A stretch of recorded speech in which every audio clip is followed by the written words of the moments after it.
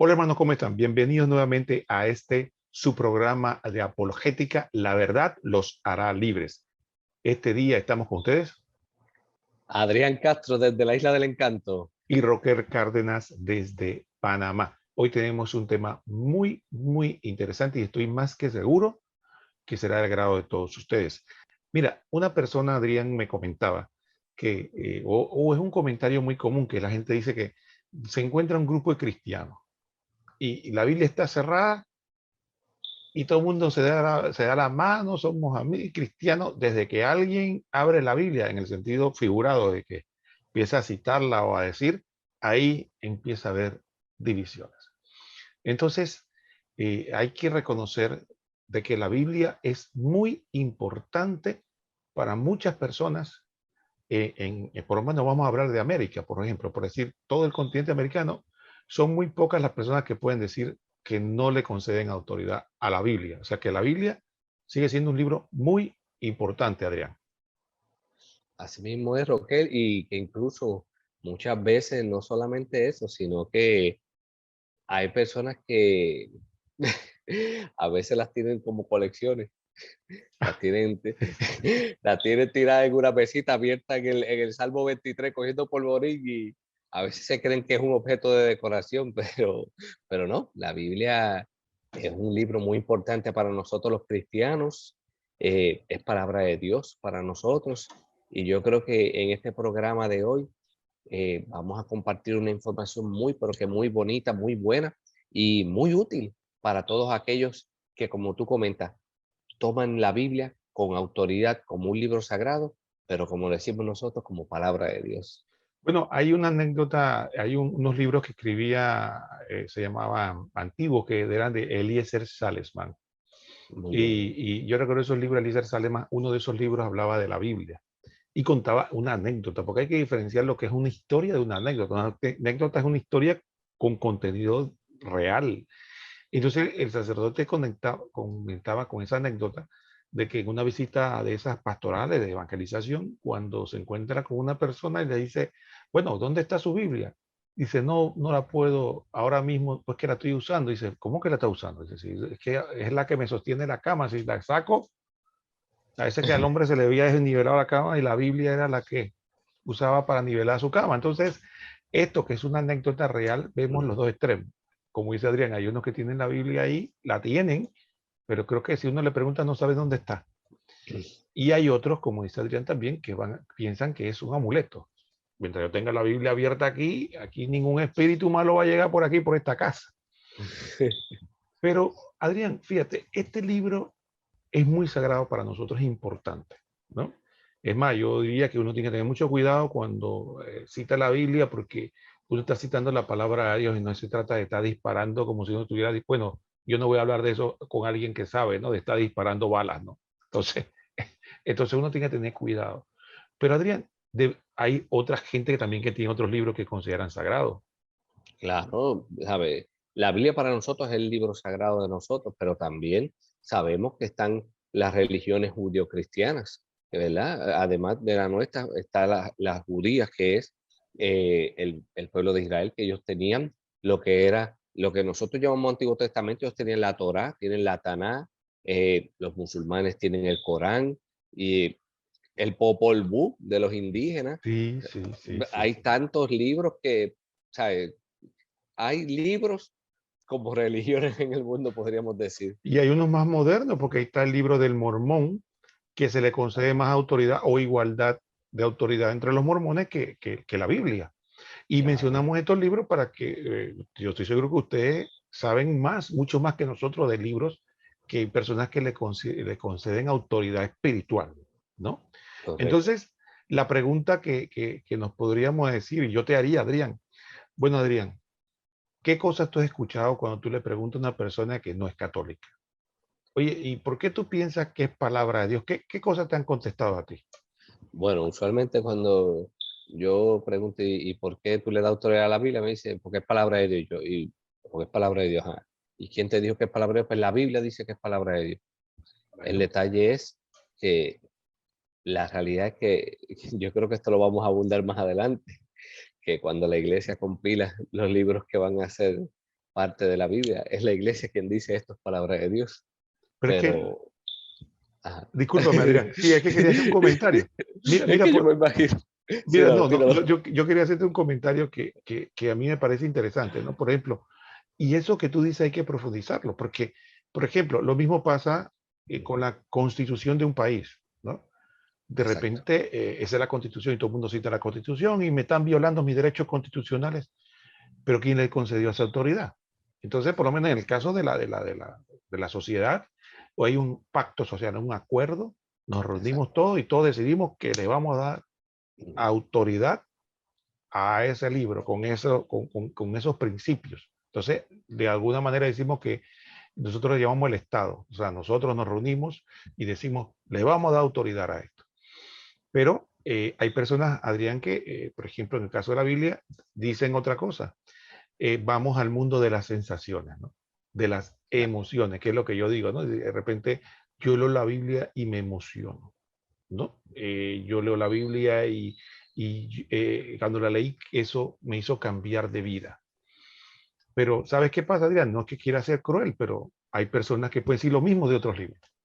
De hecho, usted va, por ejemplo, donde las personas que practican, que son mormones, ¿no? Y ellos van a decir que ellos leyeron el libro de Mormón y cambiaron, y los musulmanes leyeron el Corán y también cambiaron y adoptaron una fe, y así podríamos mencionar de otros grupos religiosos, ¿no? Algunos leyó un libro sobre Buda, ¿no? O algunos leyeron un libro, los hinduistas leyeron un libro sagrado de ellos De y Osho. cambiaron. Sí, entonces, que yo me emocione, como que no es muy objetivo, porque al final queda la emoción de Adrián y la emoción de Roquel. Entonces, ¿quién? Bueno, al final la emoción no es un criterio objetivo. Entonces, siempre hablamos de esto, porque la fe no nace del aire, no es que, y tampoco es subjetiva. Si es una, la fe sí tiene un contenido de revelación, del cual nosotros no podemos, pero una revelación que nosotros consideramos objetiva y que tiene sentido lógico y razón. Como cuando estuvimos hablando, Adrián, la vez pasada de la sucesión apostólica. ¿De dónde venía la autoridad? Bueno, teníamos que tener, no se trataba de que Adrián soñara algo y dice, ya yo tengo autoridad. Exacto. Entonces, a partir de ahí, nosotros partimos de una premisa de que sabemos primero que la Biblia es un libro muy importante para muchas personas, que le concedemos autoridad divina, no humana, divina. Y aparte de eso, sabemos que también hay otros libros. Entonces, la primera pregunta sería, bueno, ¿por qué nosotros, hablando de católicos, nosotros los católicos le concedemos autoridad a ese libro? Porque decimos que es inspirado por Dios. Ya vimos que algunos hermanos no católicos dicen que, bueno, porque la Biblia se reafirma a sí mismo, es el único caso donde hay como un argumento circular, ¿no? Porque Claro. cualquiera puede escribir un libro y decir que es palabra de Dios. Ah, no, pero lo que pasa es que la Biblia tiene un arraigo histórico. Hay otros libros que también, la Ilíada y la... Y La es más, Odisea. y la Odisea también tiene un arraigo histórico y hay libros también, y la apología de Sócrates, y hay libros antiguos que hablan de la fe y hablan de cosas sustanciales y tienen un arraigo histórico. Nadie puede dudar de su antigüedad. Entonces, eh, tampoco es solamente la errada. No, que lo que ellos narran se cumplieron, o sea, se puede verificar. También hay otros libros que han escrito que también lo que ellos dijeron se cumplió. Entonces, ¿qué pasa? Caemos como en un círculo, ¿no? Caemos como en un círculo. Adrián, yo no sé si tú recuerdas el Código Da Vinci. No sé, bueno, Vale. si bueno, De Dan Brown. sí, pero el Código Da Vinci hizo un servicio al cristianismo. Porque el Código Da Vinci, dentro de todo lo malo, porque el Señor saca de lo malo, saca cosas buenas. De todo lo malo que hizo el Código Da Vinci puso en duda algo. Dijo, lo que pasó fue que la Iglesia Católica sacó los libros que no le interesaban y que se quedó con unos libros y sembró la duda sobre el origen de la Biblia. Y recuerdo que eso hizo que muchas personas tuvieran que buscar. Bueno, eso es cierto, sí. Si eso pasó en la historia, ¿qué fue lo que pasó realmente en la historia sobre el libro? Porque nosotros tomamos la Biblia, ¿no? Adrián tiene una Biblia de una traducción bastante antigua. Ahí te vamos a mostrar, Adrián, ahí tiene. La Nácar Sagrada Biblia. Colón. Sin Nacarcolún, eso nada más la gente sabia nada más usa esa. Los más llanitos, así como yo, tenemos que usar un lenguaje más llano, ¿no? Pero Adrián, que es un hombre estudioso, entonces él usa una Biblia con un lenguaje más cercano. Entonces, ¿qué ocurre? Algún día vamos a hablar de ese tema de las traducciones. Pero ¿qué ocurre? Que efectivamente, Adrián, entonces estamos en un argumento circular. Lo que tenemos que darnos como a la historia. Y yo pues, empezaría diciéndote, Adrián, de que fíjate lo interesante. Jesucristo no escribió nada. O tú conoces algo que Jesucristo dejó escrito. ¿Te conoces el libro de escrito por Jesucristo? No, lo único que yo conozco es que Jesús dijo, vayan y lleven la buena nueva. No dijo, vayan y escriban Biblia.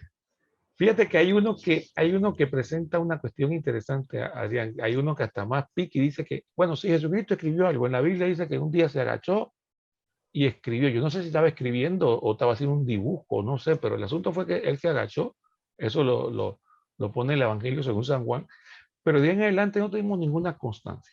Jesucristo se dedicó, y eso lo dicen los evangelios, durante un periodo de tiempo a formar a un grupo muy específico que él llamó apóstoles o enviados. Lo formó bien, él muere, resucita, asciende al cielo y le dicen, vayan. Entonces ya él no se queda con ellos visiblemente. Entonces, a partir de ahí, Adrián, nosotros no conocemos que Jesucristo dejó nada escrito. Entonces, ¿quiénes fueron los que escribieron? Adrián, los apóstoles. Pero antes de seguir con esto, yo creo que valdría la pena, Adrián, que tú nos aclararas un poco el concepto de Biblia, porque la gente a veces habla de Biblia, Biblia, Biblia, y no tenemos claro qué es la Biblia. ¿Tú nos podrías aclarar un poco acerca de eso? Claro, claro, hermano. Eh, Hoy no voy a irme muy tecnicista, voy a usar términos normales, ¿verdad? Mira, la Biblia, podríamos decir que es un conjunto de textos inspirados por Dios para conducir a los hombres al cielo. Los libros anteriores a Jesucristo forman el Antiguo Testamento y los demás textos son el Nuevo Testamento. La inspiración divina de la Biblia está avalada por las tradiciones judio-cristianas. Sino más profundo, ¿verdad? En la raíz de la palabra que es biblos o libros, es un conjunto de libros, una colección de libros. Ahora, esos libros que están coleccionados en ese compendio que es la Biblia, más adelante vamos a profundizar para saber cómo se dieron, ¿verdad? No fue que bajaron del cielo, no es que toma ahí enmarcadito con imprenta hace 2000 años, no. Eso tiene un proceso, ¿verdad? Porque sabemos que los judíos solo aceptan como inspirados los libros del Antiguo Testamento. Y sabemos que suelen entenderlo, pero literalmente bastante, ¿verdad? Y con rigor en aplicaciones de detalle. Y también sabemos, ¿verdad? Que, como tú comentabas ahorita, los hermanos que no son católicos, pues en su teoría, ¿verdad? Todavía imperan los lemas de la sola escritura, pero yo creo que eso puede ser tema para otro día. Pero básicamente si vemos, ¿verdad? La Biblia es un conjunto de libros sagrados que ha sido recopilado en un solo libro, inspirado, considerado palabra de Dios por la iglesia y que nosotros lo utilizamos como norma de fe, por decirlo de esa manera. Adrián, mira, y eso que tú has dicho es muy interesante, ¿sabes por qué? Porque creo que es uno de los primeros mitos que tenemos que nosotros caer. Porque de alguna manera, consciente o inconscientemente, hay gente que piensa que la Biblia cayó del cielo empastada. No cayeron los libros como si no, ya empastada. Yo creo que las nuevas generaciones van a decir que la Biblia cayó del cielo en digital, ¿no? Porque ya no conocen mucho el empastado. Entonces, tenemos que partir muy bien, como dice Adrián. Esto es una colección de libros escritos por hombres. Fíjense, no crean que cuando se escribió los libros de Isaías, Jeremías, no habían otros libros. En el pueblo de Israel había un montón de libros y gente había escrito. De hecho, tenemos constancia de que hay libros que se escribieron en Israel y otros que se escribieron en la diáspora, o sea, afuera. Entonces, sí, fueron libros escritos por hombres que la comunidad conservó y existía una autoridad. En ese momento, el Antiguo Testamento decía Jesucristo que estaban sentados en la cátedra de Moisés, o sea, tenían la autoridad que Dios le dio a Moisés y Moisés les dio a ellos para que ellos empezaron a tomarle importancia a algunos de esos libros y empezaron a crear lo que ya, como tú muy bien explicaste, la Torá, la ley y los profetas. Y los profetas eran los otros escritos. Entonces, sí, del montón de libros que tenían ellos escritos, ellos empezaron a decir, mira, estos son libros inspirados por Dios. Qué interesante. Ya del Antiguo Testamento vemos cómo Dios trabaja. Dios inspira a hombres, pero esos hombres escriben en medio de una sociedad que había otros que escribían. Y probablemente los contemporáneos de él dijeron, ah, no, ese es un libro que escribió Isaías, pero es un libro que es bueno y todo, pero no tiene autoridad. Fue con el tiempo, los que tenían la autoridad en ese momento, que eran los del Antiguo Testamento, empezaron a decir, oye, ese libro de Isaías, esto nosotros lo vamos a considerar sagrado. Y empezaron a leerlo en sus, ¿cómo se llama? En sus ritos sagrados y demás. Y entonces vemos que desde el Antiguo Testamento eso se daba. Ahora, ¿qué pasó en el Nuevo Testamento, Adrián? Sabes que tú dijiste que los apóstoles salieron a predicar. Y sabes una cosa importante, Adrián, ¿qué pasó? Fue que lamentablemente los que conocieron la historia de Jesús, los que estaban bien formados, empezaron a morir. Y la mayoría tempranamente porque fueron martirizados. Entonces las primeras comunidades empezaron a preocuparse. Oye, pero si estos que son los testigos originales mueren, ¿quién nos va a contar las historias de Jesús? Porque eso era lo que ocurría, hermanos. Ustedes se imaginan que los apóstoles salieron con un rollo, poco de rollos de Isaías, Jeremías. No, ellos se fueron a hablar a la gente de lo que Jesús le había enseñado, que había un hombre que se llamaba Jesús, que murió por nuestros pecados, como hacía San Pablo, citaba algún texto del Antiguo Testamento y le decía a la gente, mire, y a los griegos, ¿qué es el Antiguo Testamento? Cuando ellos iban a hablarle a Jesús, más bien le hablaban era de Jesús.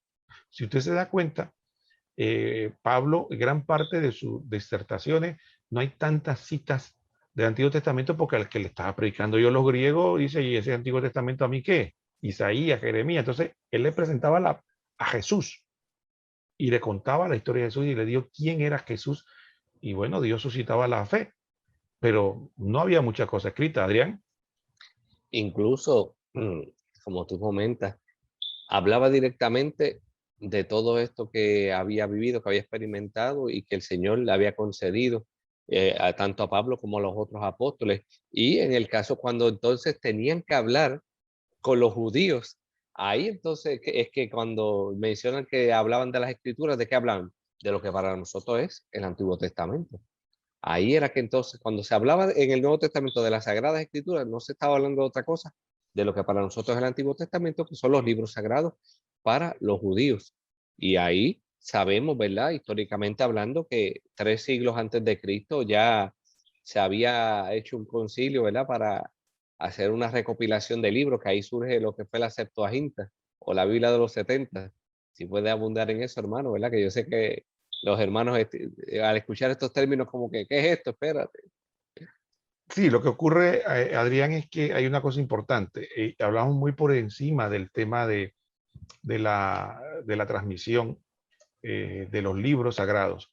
Pero fíjate que muchos de esos libros sagrados que fueron compilando el pueblo de Israel y fueron determinando, aunque no había acuerdo, no crea que había una unidad, había uno que decía, por ejemplo, ya en los tiempos de Jesús vemos que los saduceos eran conocidos porque solo aceptaban los primeros 5 libros de la Biblia, en lo que llamamos el Pentateuco, y eso es lo único que le concedían autoridad. ¿Ve? Y en los restos no le consideran ninguna autoridad divina. Entonces ya vemos que había división.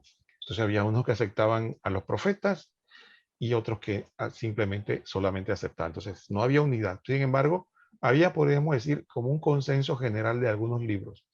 Y por ser un libro tan importante desde el punto de vista espiritual en la antigüedad, pues, reconocida por el pueblo judío, en la gran biblioteca de Alejandría querían tener un tomo. Y entonces convocaron llama la tradición, 70 judíos sabios. Y esos judíos sabios que fueron convocados, pues, podían ser más de 70, bueno, pero pusieron el número 70 judíos sabios que convocaron para que tradujeran la Biblia del idioma original que tenían, que en la gran mayoría era en hebreo, a el griego. el griego, que era el lenguaje más común en ese momento de la historia. Como tú dijiste, 300 años antes de Cristo, se reúnen eso, y fue un trabajo de años, no creo que fue un trabajo de 2 años, fue un trabajo de décadas, donde se reunieron y tradujeron la Biblia a el griego. Esa versión es la que se llama la versión de los 70, por el tema de los 70 traductores que pusieron, o la versión de la Septuaginta, le llamaban también, que es la primera versión que tenemos nosotros conocimiento de en griego, del hebreo al griego. Y esa versión es muy importante porque cuando los apóstoles salen a predicar, el lenguaje universal seguía siendo el griego, no el latín. Curiosamente, a pesar que el imperio romano era el que gobernaba y su lengua oficial era el latín, lo más distribuido en todo el imperio era el griego como idioma universal, ¿no? Porque la gente tenía su lengua materna de su país y cada uno tenía la suya, pero cuando tenían que comunicarse, se comunicaban generalmente en griego. Entonces, como el griego era el lenguaje más universal, entonces los apóstoles, como tú muy bien dices, cuando citaban la Biblia, citaban la versión de la Septuaginta o de los 70.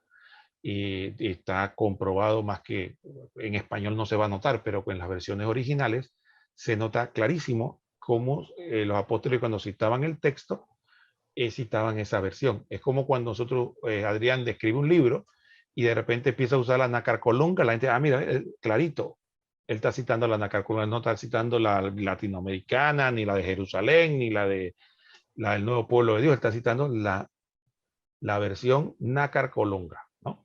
Y entonces así pasaba, así se dan cuenta de cómo los 70. Y eso tiene un valor cuando, si usted no está siguiendo, cuando próximamente demos otros programas sobre los libros deuterocanónicos y por qué dice que algunos libros son verdaderos y otros falsos. Este detalle tiene mucho valor. Pero bueno, lo que Adrián nos aporta es importante porque eso nos permite a nosotros tener claro de la Septuaginta de que ya había como un acuerdo, pero fíjense, ese acuerdo no cayó del cielo. ¿Quiénes tomaron esa decisión? La pregunta es esa. ¿Quién tomó esa decisión? La tomaron hombres que tenían la autoridad que Dios le dio a Moisés, que Moisés se la dio a ellos, y ellos tomaron esa autoridad para decir, estos libros son los que nosotros consideramos inspirados para Dios, inspirados por Dios, y nosotros los aceptamos, Adrián. Y cuando venimos, ¿verdad? Aquellos que han estado viendo los programas anteriores, como tú comentabas ahorita sobre el programa anterior de la sucesión apostólica, aquí vemos claramente en el nuevo pacto cómo lo que acontecía en el viejo pacto, en este nuevo pacto, los apóstoles en esa sucesión es que con la autoridad que proviene de Dios van predicando esa buena nueva, que incluso en el programa anterior hablábamos cuando el mismo San Pablo decía, mira, busca hombres que puedan transmitir esto que tú le has dado, y los mismos apóstoles y Pablo y todo iban poniendo personas en los diferentes lugares para que transmitiera las enseñanzas que ya se las había dado. Y aquí voy a abundar un poco más porque sabemos también que existieron lo que nosotros llamamos los padres de la iglesia, lo que también se le conoce como la patrística, que hubo muchas personas que escribieron durante todos estos siglos, vamos a decir por los primeros 4 siglos aproximadamente, estuvieron escribiendo antes de que saliera la Biblia, porque la Biblia, como hemos comentado y lo repetimos y lo reiteramos, no cayó del cielo enmarcada. La Biblia, esto es algo que se fue desarrollando, así como el antiguo pacto, como dijo el hermano Roquel, que poco a poco estos escritos se fueron compilando hasta que se dio autoridad y dijo, esto es lo que verdaderamente es palabra de Dios. Así fue aconteciendo también con la Biblia. Fueron aproximadamente 4 siglos y un poquito más quizás en lo que se determinó de una vez y por todas cuáles eran esos libros. Y es aquí donde entra la importancia de la sucesión apostólica, es donde entra la importancia de los escritos de los padres de la iglesia, es donde entra la importancia de la autoridad que se le da a la iglesia, que no es un invento, como dijo el hermano Roquel, no es que alguien tuvo un sueño y dijo esto es lo que hay, no, esto es algo que consta de mucho tiempo, de autoridad que proviene de Dios y de coordinación, que no es que tampoco cada cual tiró a lo loco y eso es lo que hay. Como dicen, mira, agájate uno tú a ver cuál es el que no, no, no. Esto es algo que tiene que haber consenso. No puede venir porque yo lo quiero, no. Tiene que haber unidad, tiene que haber consenso y tiene que haber universalidad, que eso es lo que le da la grandeza a lo que posteriormente se conoce como la Biblia. Mira, Adrián, y para que nuestros distinguidos hermanos no pierdan el hilo, quedamos con la Septuaginta. Entonces estábamos hablando de los 70. Entonces, cuando Jesucristo sale a predicar, Jesucristo predica con autoridad, porque es Dios. Dice que Jesucristo no, dice que no era como los fariseos o los escribas que hablaban citando, sino que él decía, en el pasado se dijo eso, ahora yo les digo. Entonces empieza a hablar como Dios hecho hombre, empieza a hablar con autoridad. Y después cuando los apóstoles salen a predicar, empiezan a hablarle al pueblo sobre Jesucristo. Eso lo vemos en los Hechos de los Apóstoles. Pero como decíamos, se salen a predicar por el mundo y empieza la inquietud de quién nos va a contar lo que Jesús enseñó, dónde vamos a encontrar. Bueno, ¿qué pasa? Empiezan a surgir los primeros evangelios, ¿no? Empieza Mateo, Marcos, Lucas, Juan. Hay un dato interesante, Adrián, antes de pasarte la palabra, fíjate, Lucas lo cuenta. Lucas dice, yo me fui para allá y empecé a investigar qué fue lo que pasó y hablé con los testigos que me contaron qué fue lo que pasó y ahora yo he hecho esta investigación que va a quedar por escrito. Y aquí hay dos detalles importantes. Si se dan cuenta, el Evangelio surge como una compilación de las enseñanzas de Jesús. Y el segundo aspecto importante es que muchos de los que escribieron estos textos que componen el Nuevo Testamento y también el Antiguo Testamento no sabían que estaban siendo inspirados. Ellos estaban escribiendo un libro de buena fe para, digamos, edificar, como dice muy bien Adrián, el pueblo de Dios. Ellos escriben el libro y, bueno, se lo dejan a la comunidad. No es lo que posteriormente, vamos a ver por qué, la comunidad, ¿no? Con la autoridad que le da Dios, decide que ese libro es inspirado. Entonces vemos el arraigo histórico. Adrián escribe en los evangelios, después el mismo Lucas dice, oye, estas andanzas de Pablo no se pueden quedar, también vamos a contar esto y contar los hechos. Y Pablo y los demás apóstoles se empezaron a encontrar que los primeros cristianos eran muy parecidos a los puertorriqueños y los panameños, nos portábamos mal, pues. Entonces, como nos portábamos mal, había que escribirle y llamarle la atención. Oye, esta gente no se queda aquí. Entonces, Pablo no podía estar aquí. Pablo no podía estar allá. Entonces, Pablo tenía que, ¿qué? Lamentablemente no, Pablo no tenía Zoom, ni tenía Skype, ni nada de Skype. eso, para ir, voy a dar una conferencia, póngase ahí para explicarle cómo. No, Pablo lo que le quedaba era escribir y mandar con un mensajero allá a esa comunidad. Hay carta de Pablo que dice, mira, Adrián, eso es interesante, mira esos detalles. Hay carta de Pablo dice, y para los que me conocen, yo escribo así, y esta es mi firma, yo soy Pablo. Eso lo dice en una de sus cartas. Quiere decir que ya Pablo estaba sufriendo de que había gente que hasta le falsificaba la firma y le falsificaba las cartas. ¿Qué te parece, Adrián? La piratería no viene de ahora, ya venía hacía tiempo. No, incluso algo irónico que me llama la atención, si miramos la primera carta a los Corintios, en una parte dice, anteriormente les había escrito, mira, no me vaciles tú, que la primera carta a los Corintios no es la primera, es la segunda, en Sí, verdad. sí, sí, Ay, efectivamente. Efectivamente, Adrián. Y fíjate otra cosa, Adrián, hay otro tema aquí que yo quisiera. Entonces, lo que tú muy bien citas era 2 Timoteo 2:2. Dice, y cuanto me has oído en presencia de muchos testigos, confía a los hombres fieles que sean a su vez capaces de instruir a otros. Aquí hay un detalle importante que nos presenta a todos. Si te das cuenta, la matriz, el, digamos, el corazón de la evangelización y de la iglesia era la formación de persona a persona. Yo tomaba una persona y la formaba, y esa persona formaba, a su vez formaba al pueblo. Entonces, por lo tanto, la iglesia no tenía un compendio de libros sagrados donde ellos podían ir a consultar, decir, bueno, tenemos una duda, como pasa con nosotros. Y diría yo, como un excursus, ¿no? Como un comentario fuera del curso, eso no debe preocupar a todos, porque al que más se le da, más se le va a exigir. O sea, nosotros los católicos del siglo XXI nos dan el catecismo de la Iglesia Católica online o también en el celular, nos dan la Biblia también online o en el celular. O sea, usted puede consultar casi cualquier libro de la Iglesia, casi cualquier cosa, sin mayor problema. La pregunta es, ¿lo hacemos? Entonces, nada más lo dejo ahí como como un excurso, pero el punto está en que esas personas no tenían esa facilidad, Adrián. Esas personas, simple y llanamente, cuando tenían una duda que tenían que ir, donde la persona que Pablo o Timoteo había dejado con autoridad. O sea, él es el que les va a llevar la sana doctrina. Así que la iglesia se mantuvo a pesar de que si habían libros sueltos por ahí y que muchos de ellos quedaron en comunidades, porque eso es otra cosa. La gente cree que esos libros se distribuyeron como la pólvora, como si no había imprenta. Entonces, Pablo le escribió la primera carta a los Corintios. Digamos que la comunidad de Corintios conservaba 2 de esas cartas, ¿no? Y eso es lo que ellos conservaban como un tesoro, pero ¿qué sabían ellos de la carta a los hebreos? ¿Qué sabían ellos de la carta a los romanos que estaban tan lejanos? Con mucho tiempo, con los siglos, fue que tal vez ahí en el intercambio entre cristianos pudieron hablar, oye, por allá Pablo también escribió otra carta y tal vez alguien se puso a copiarla a manuscrito y entonces tal vez pudo haber llegado a alguna otra comunidad, pero no nos debemos esa mentalidad de que los primeros cristianos tenían una Biblia, cada uno bajo el brazo, Adrián. Incluso que también se han hablado que algunas de esas cartas de Pablo pudieron haber sido escritas incluso hasta por los mismos miembros que ya estaban formados por el mismo Pablo. Y, ¿verdad? Porque, por ejemplo, cuando vemos la película esta de la historia de Pablo, algo que me llama la atención, cómo Pablo le está diciendo a Lucas para escribir.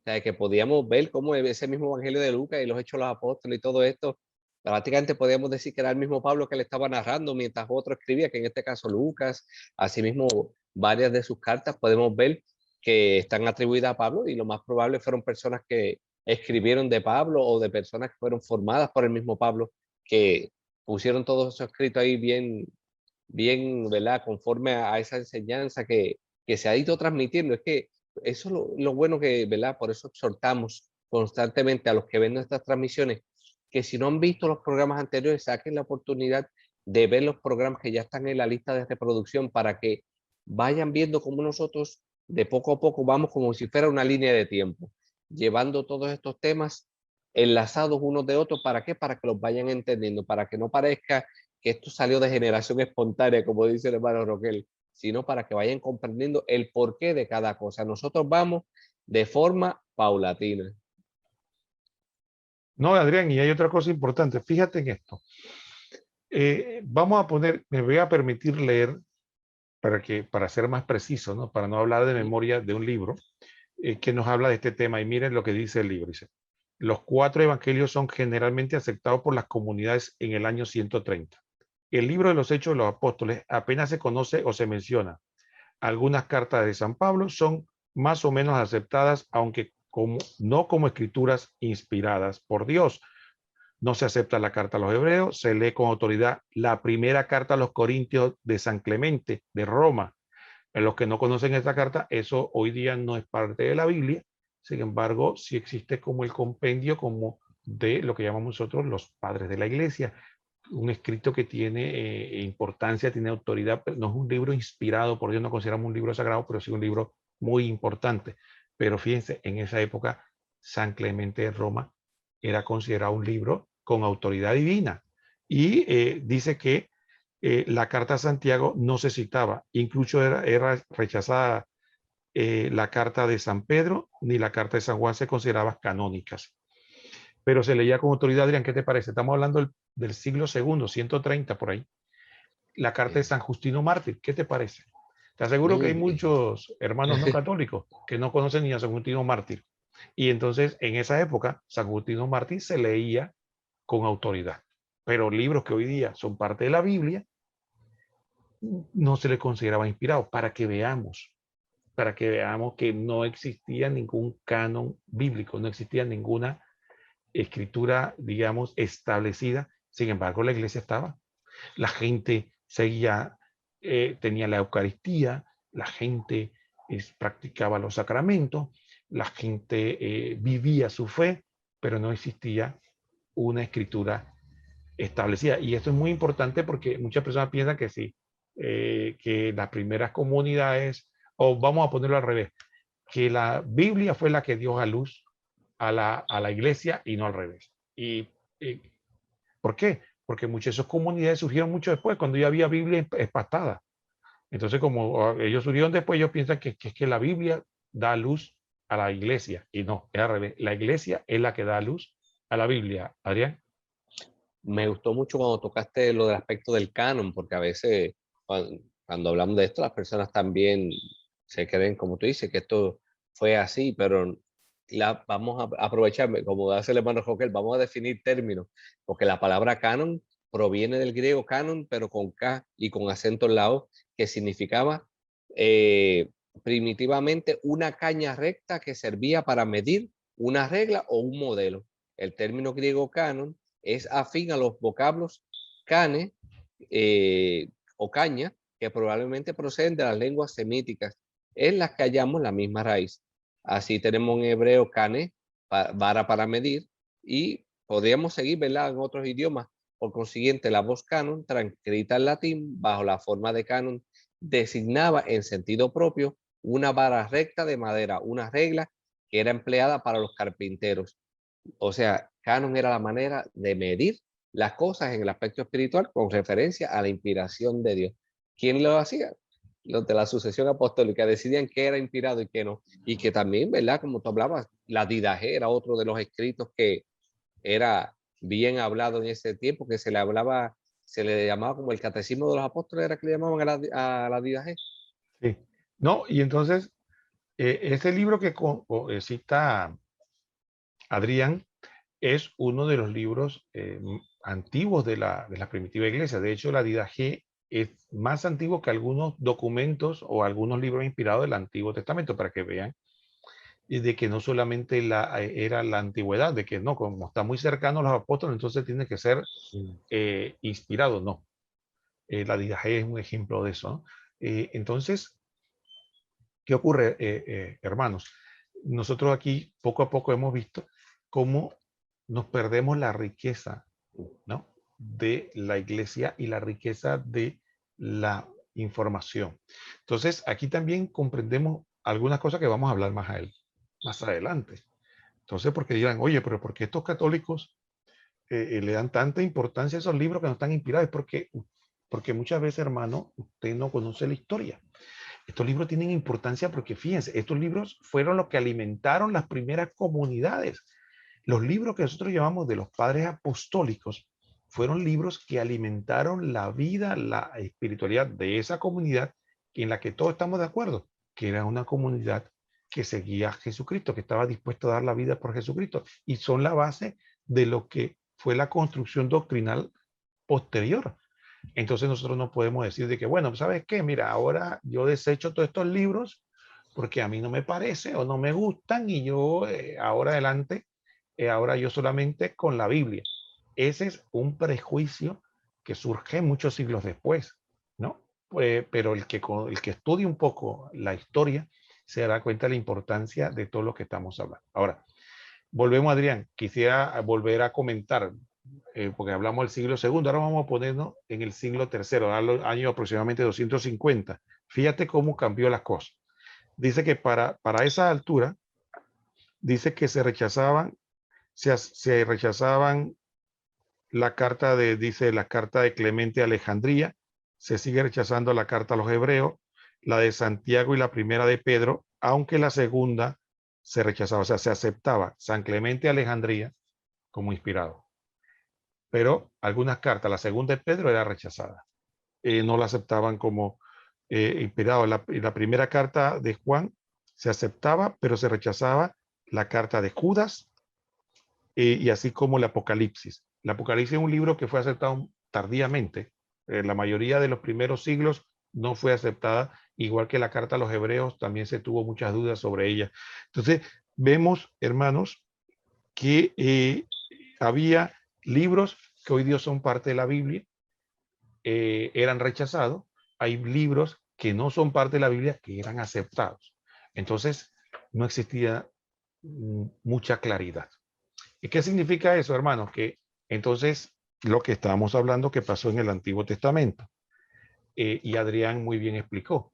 Entonces, tuvo que haber una autoridad, pues. Ahora, ¿se acuerda que hablamos del ejemplo de la Constitución? En la Constitución nosotros decimos que hay un pacto social, y es cierto, porque en nuestros países se dice que el poder emana del pueblo. Eso es lo que decimos nosotros, ¿no? Eso es lo que dice la doctrina social nuestra. ¿De dónde emana el poder? El poder emana del pueblo. ¿Y cómo nosotros generalmente lo hacemos efectivo? Generalmente por el voto. La gente vota, bueno, y al que eligen como representante, ese queda con el poder del pueblo, y por eso se hace la constitución, se reforma la constitución, se hacen leyes, porque nosotros, el pueblo le concede esa autoridad. ¿Por qué hago esta analogía o esta comparación? Porque en nuestra iglesia ocurre lo mismo. ¿El poder de dónde emana? El poder en la iglesia no emana del pueblo, el poder en la iglesia emana de Jesucristo.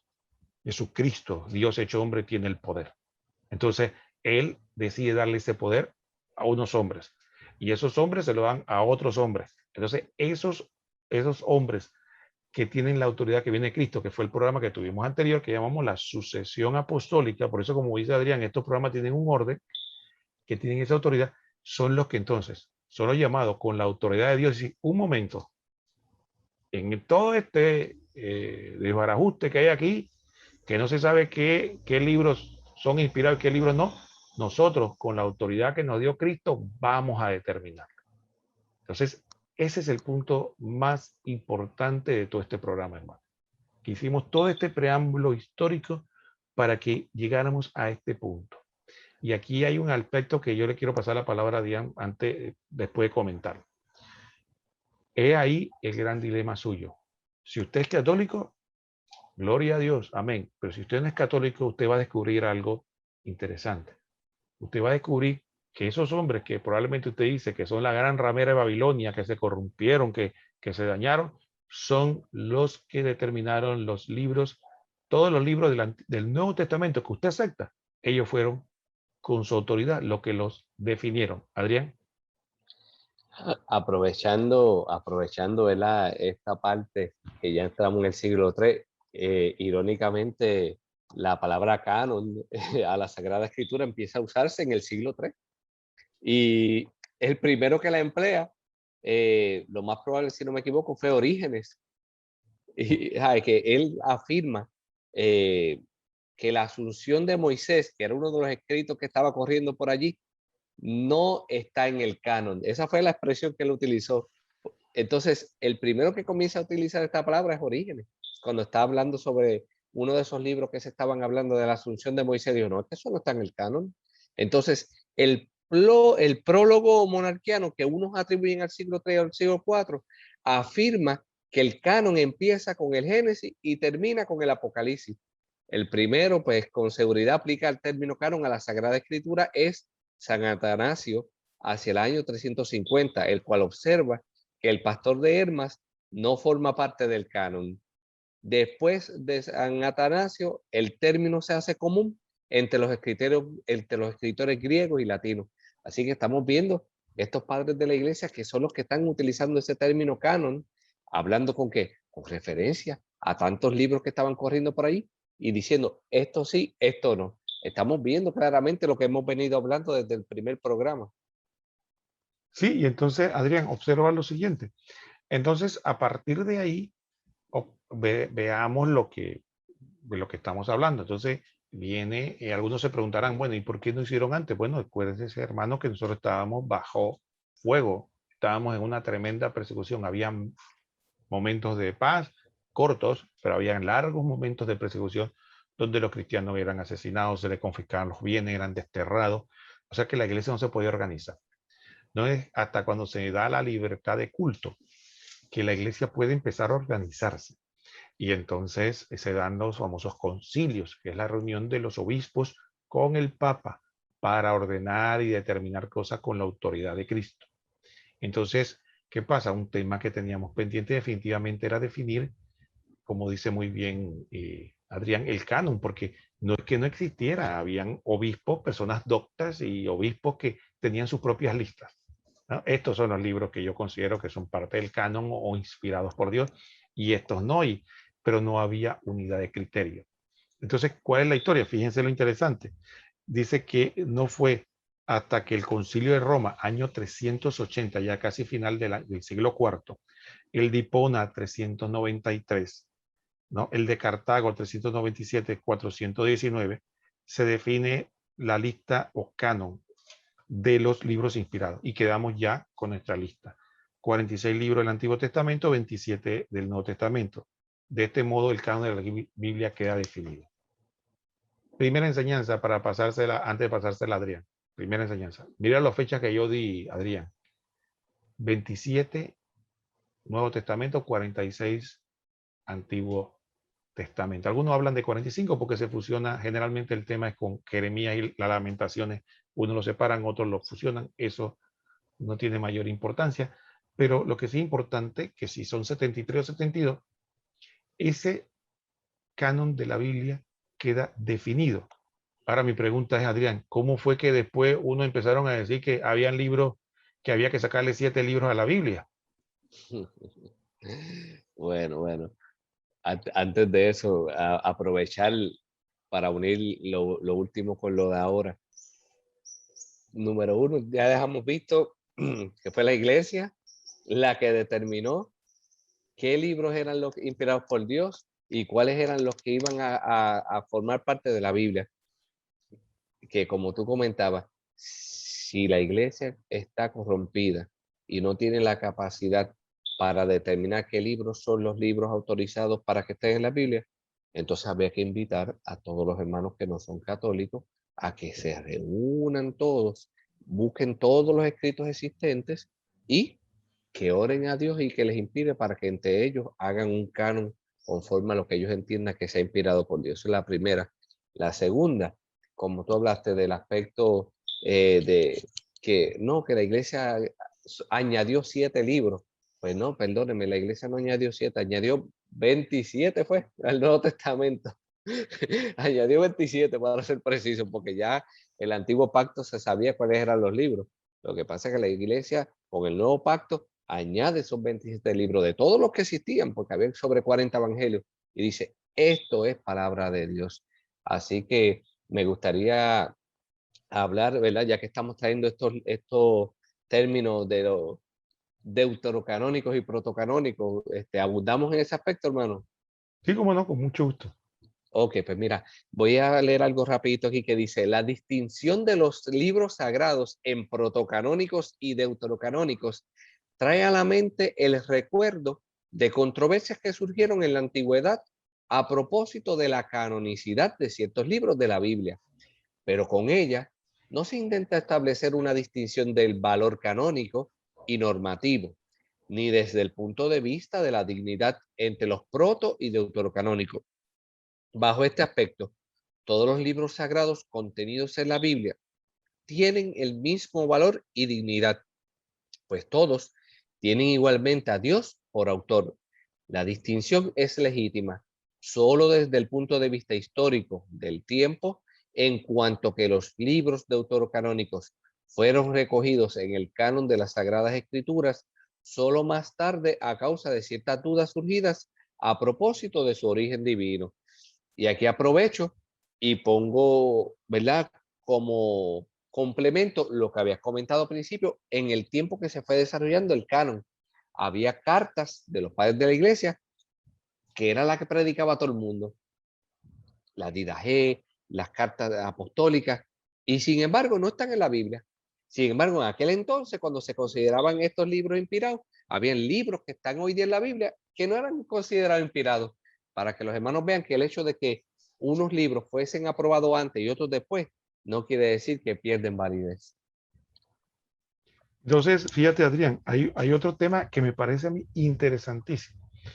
Entonces, fíjate que la iglesia, tú preguntabas y decías muy bien, bueno, que había protocanónicos, deuterocanónicos y que había estos libros que fueron utilizados para predicar, pero que hoy día no es parte de la Biblia.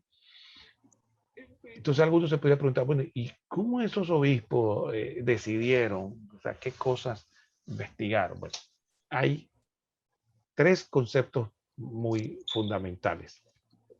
El primer concepto era su origen, y su origen solo podría ser determinado por la tradición de la iglesia. Miren lo importante de la tradición. ¿Por qué?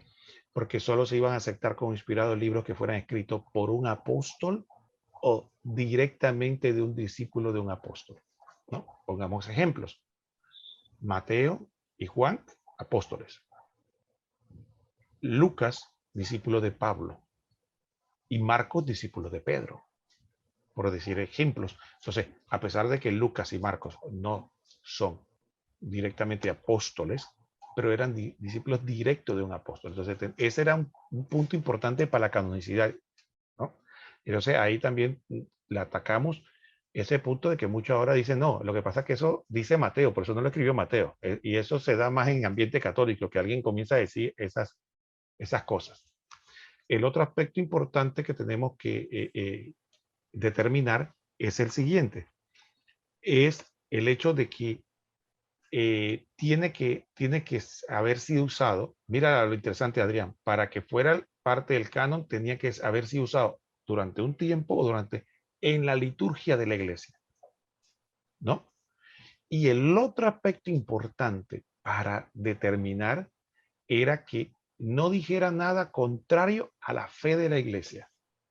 Mira esos tres aspectos. ¿Qué ocurre? Ahí vemos la importancia de un tema que vamos a hablar más adelante, si adelantamos, la tradición. ¿Por qué? Porque fíjense que la tradición no solo nos dice qué libros escribieron tal o cual apóstol, porque para que usted sepa, esos nombres que aparecen en la Biblia no son parte del texto de cuidado, eso es una referencia para nosotros, eso es Lucas, Mateo, Marcos, eso son información que nos concede la iglesia a nosotros para que nosotros tengamos referencia.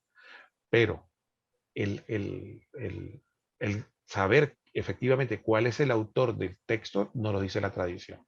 Fue lo que, y el otro aspecto, el tener la doctrina clara de la iglesia, también nos lo dice la tradición. Entonces, ¿qué pasa? Tomando en cuenta todos esos aspectos del uso litúrgico, de que estuvo escrito por un apóstol y sí por un apóstol, y que además que no tuviera nada contra la fe de la iglesia, entonces, a partir de ahí, con la autoridad que viene de Cristo, que ya explicamos en Mateo 16, 18, y que en la sucesión apostólica dice, nosotros, la Iglesia Católica, consideramos que estos libros son inspirados por Dios. Ahora, por lo tanto, yo puedo decir con toda certeza de que la Biblia es un libro católico, porque nosotros no estamos pidiendo a nadie que no sea católico que se lo crea.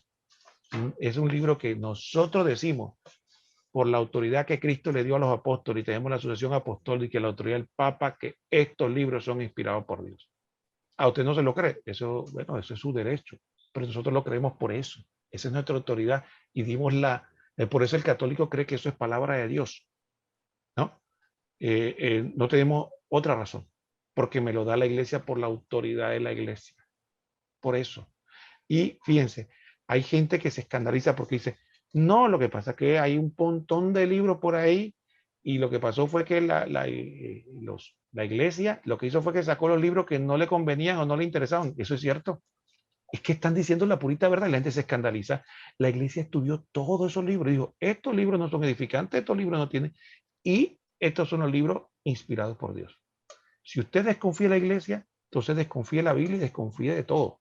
Porque eso es así. Nosotros creemos que Jesucristo fundó una iglesia, le dio la autoridad y tenía tanta autoridad que fue la que definió la Biblia. ¿Qué le parece? Creo que para muchos puede ser hasta un descubrimiento. Adelante, Adrián.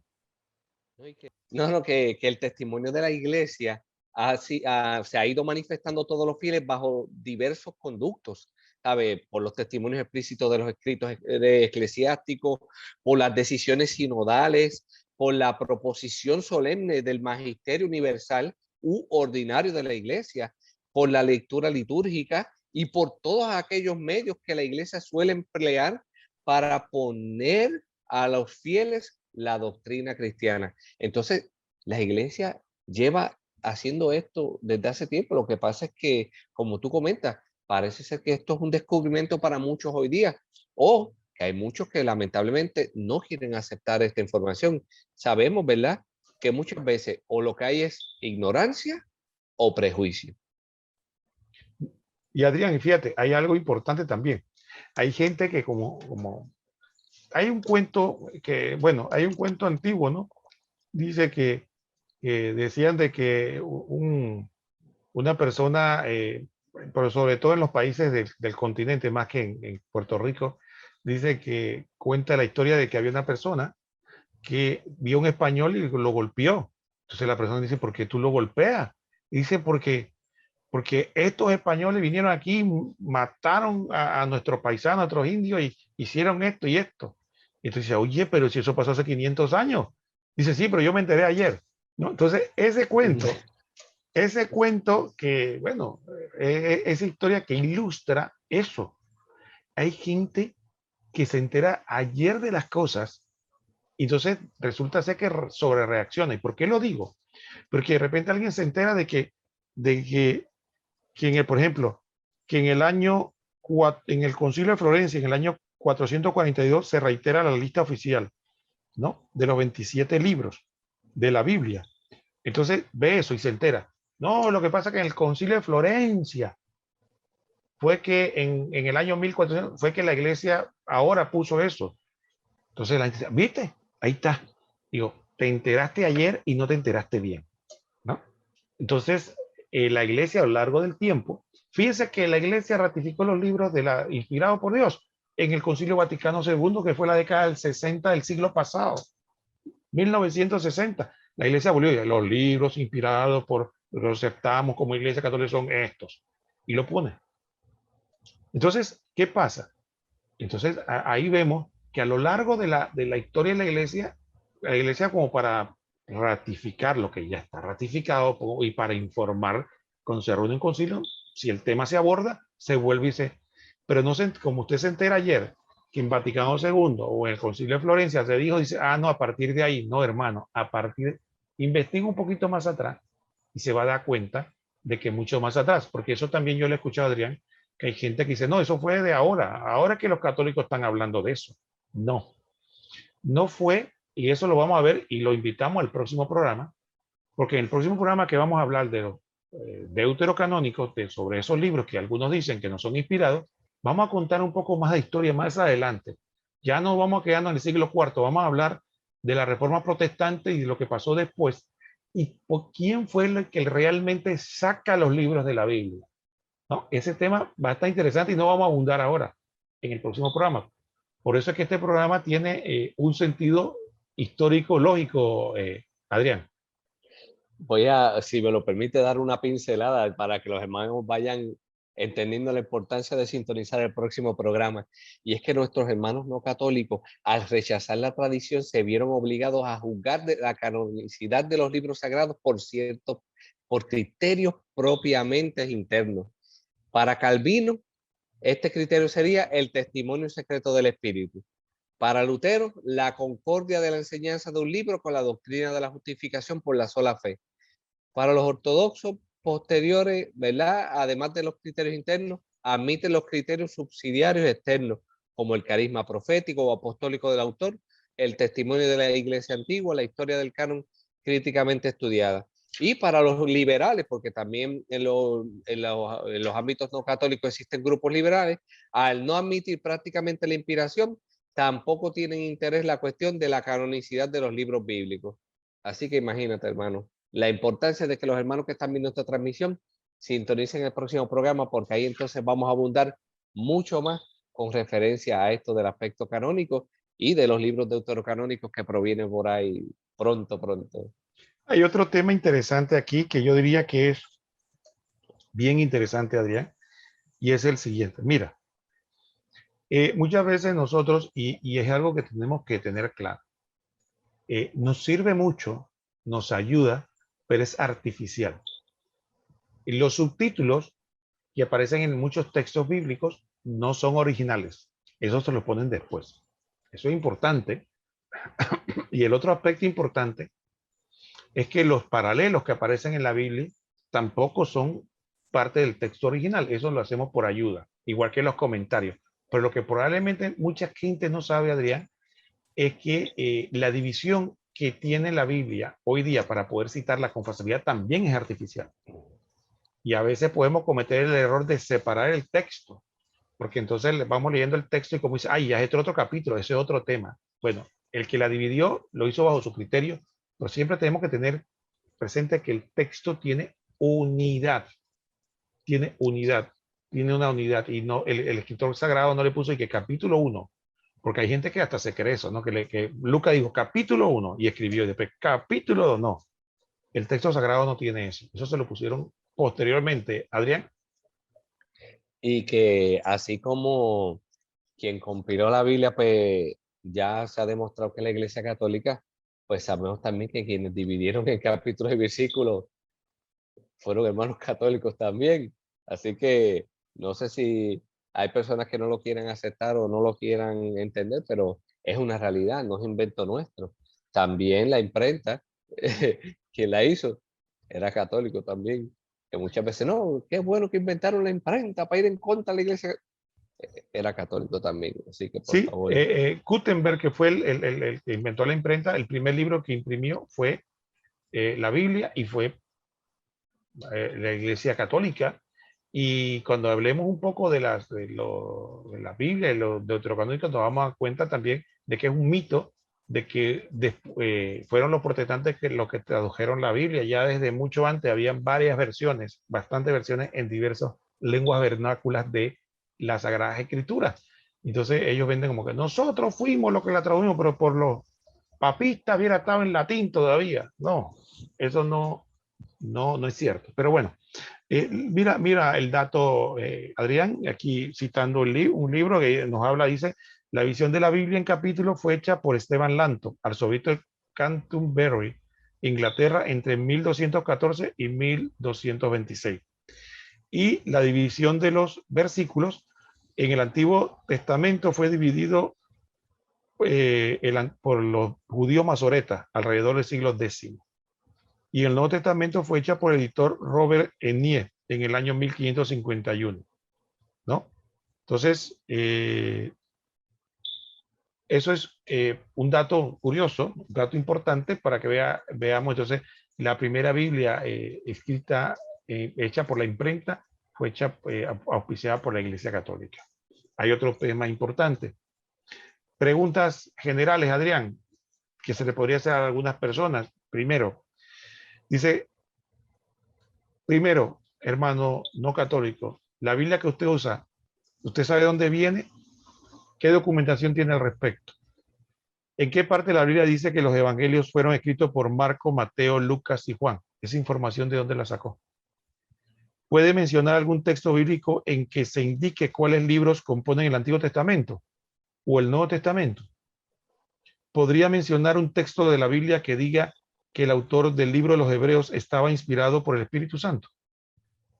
¿En qué parte de la Biblia Jesús y los apóstoles cobraron o pagaron diezmo? ¿En qué parte de la Biblia Dios mandó abolir las vestiduras de sacerdote que él mismo había prescrito en el libro de Levítico y cambió el saco y la corbata? Si su iglesia existe desde los tiempos de Jesús, ¿por qué solo aparece la iglesia católica cuando Colón descubrió América?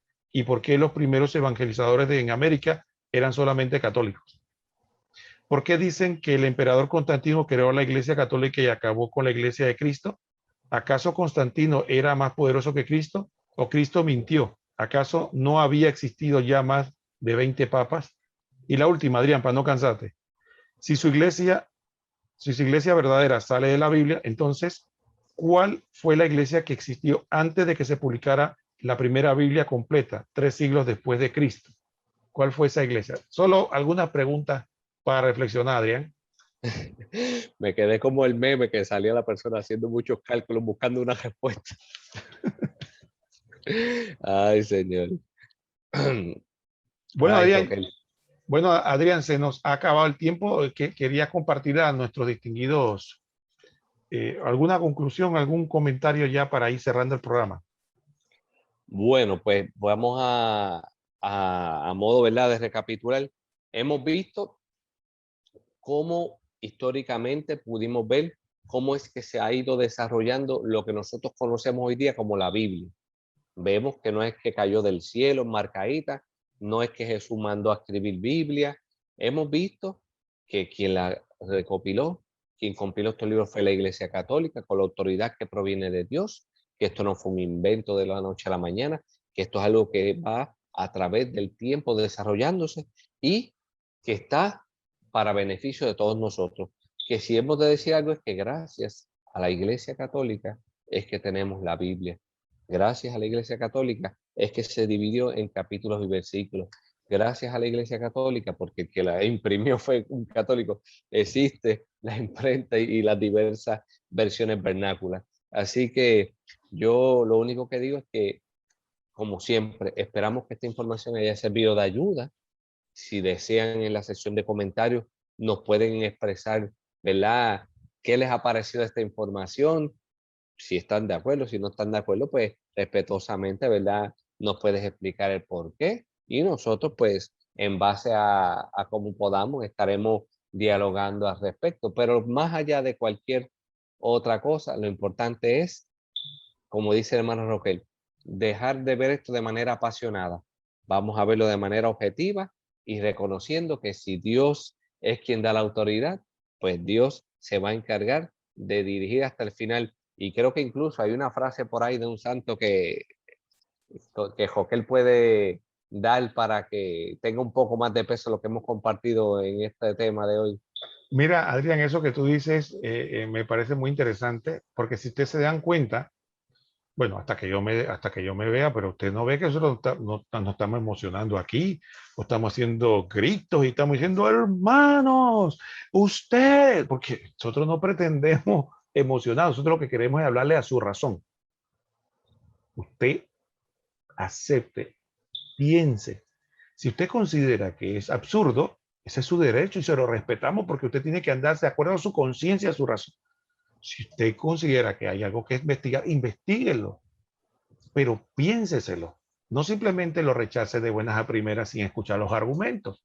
Y si usted considera que los argumentos se pueden rebatir, bueno, rebátalo legítimamente, no diciendo ustedes son unos mentirosos, ramera de Babilonia, o sea, eso no es serio. O sea, eso no es serio, eso de insultar al otro para no querer analizar el argumento no nos parece serio.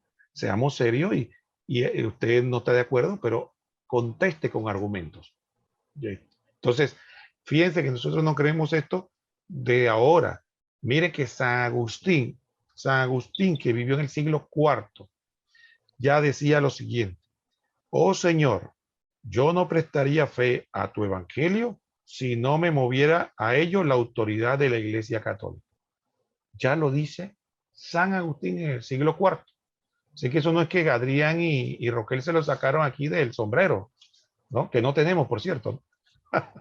Y entonces, y lo otro que dice un cardenal de la Iglesia Católica, el cardenal John Newman, dice, profundizar en la historia es dejar de ser protestante. Y él lo dice con propiedad porque él era protestante. ¿Qué les parece? El estudio de la historia lo llevó a ser católico y esa es la historia de muchos ex pastores y ex protestantes que estudiando la historia de los primeros cristianos descubren a la Iglesia Católica. Adrián. Así que, como siempre decimos, nosotros brindamos la información. Esperamos que ustedes allá hayan tomado nota. Si no, pues lo bueno de la tecnología es que pueden dar para adelante, para atrás, copiar la información y profundizar en sus hogares, que es lo que siempre le decimos. Mire, la información nosotros la compartimos.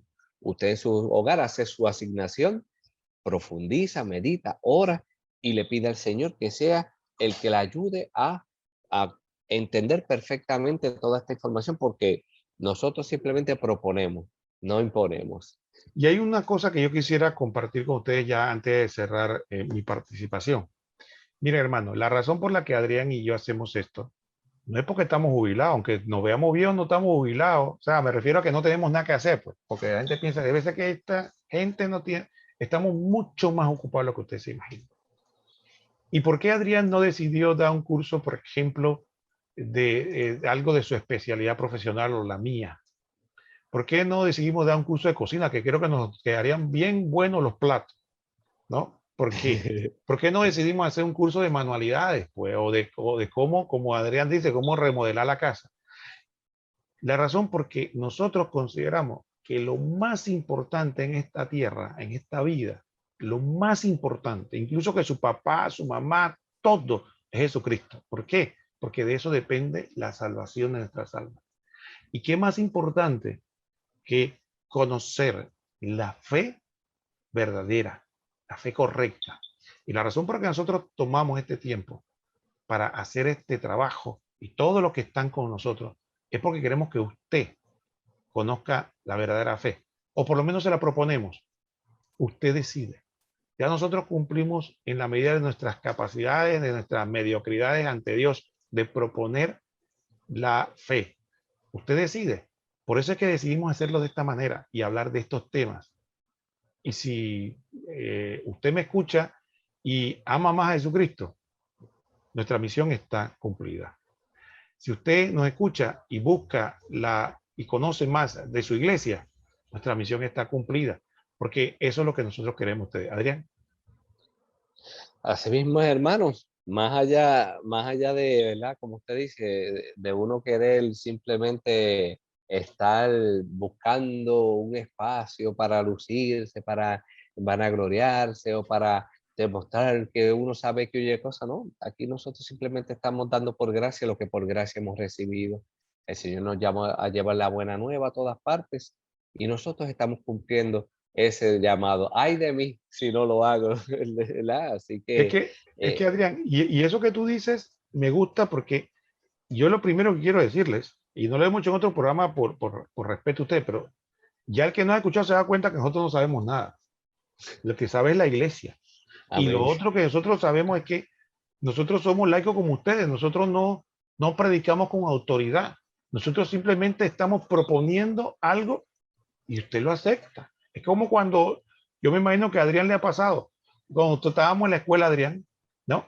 Que el profesor daba la clase y venía tú le decías a un compañero que no era profesor, ni doctor, ni magíster, ni nada, oye, explícame que no entendí. Y este hermano tuyo, este amigo, te decía, mira, esto fue así, ¿ves? Esto se entendí. Pero no es porque el otro le tenía, el que, oye, ¿cuáles son tus doctorados, tus Credenciales. maestrías para que me expliques? No, tú dices, hermano, explícame que no entendí. Bueno, eso es lo que hacemos. Un hermano ayuda a otro. Eso es todo lo que estamos haciendo nosotros aquí. Arián. Así mismo es, aquí nosotros, como dice el hermano Roquel, no es que venimos a sacar diploma, a sacar preparaciones, ¿no? Simplemente nosotros estamos compartiendo lo que enseña la iglesia. Eso es todo. No venimos a darnos puños en el pecho y hablar, no. Simplemente queremos exponer lo que Dios nos ha regalado a nosotros, compartir esa riqueza de nuestra Santa Iglesia para que el mundo crea que Cristo es uno, que su iglesia es una y que con el favor de Dios, cuando estemos en el cielo, estaremos todos como un solo cuerpo en un solo Dios. Bueno, de mi parte, Adrián, yo solo quiero decirle que el Señor los bendiga a todos. Y nos despedimos. Hasta la próxima en este su programa Apologética. La verdad los hará libres. Que Dios los bendiga.